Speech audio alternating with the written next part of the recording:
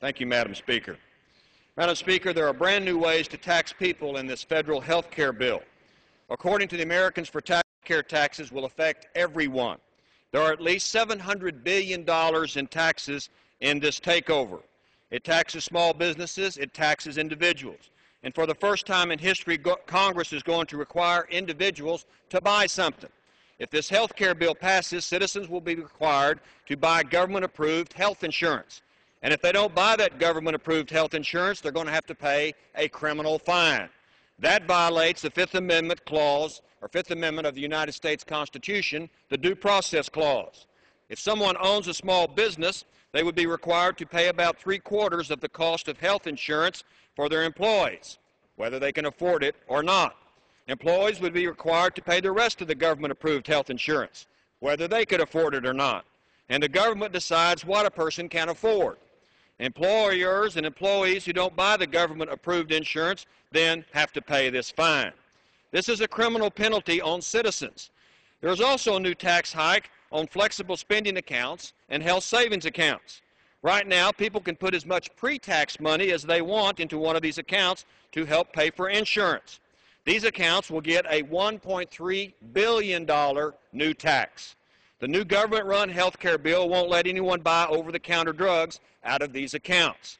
And all of the medicines that have been made easier to buy without a prescription are now going to be taxed.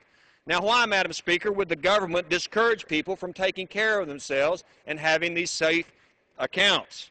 The new health care bill also makes other legal tax deductions now illegal. This new tax is called the Economic Substance Doctrine.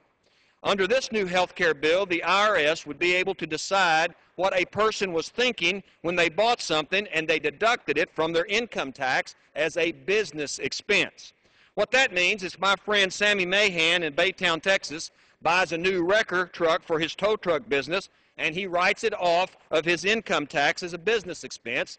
The IRS would be able to decide what he was really thinking when he bought that wrecker truck. If the IRS decides he bought that new wrecker just to go fishing in it, they won't allow the tax write-off.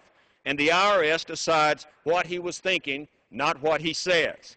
In fact, the IRS is presumed to know what he was thinking when he lawfully wrote off that truck as a business expense. These thought police may not approve his lawful tax deduction. This new rule not only penalizes Sammy for his thoughts, it penalizes him for what the government thinks his thoughts were.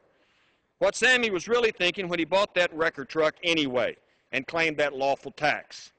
Having tax thought police is strange enough, but what this is going to do in a health care bill in the first place makes no sense.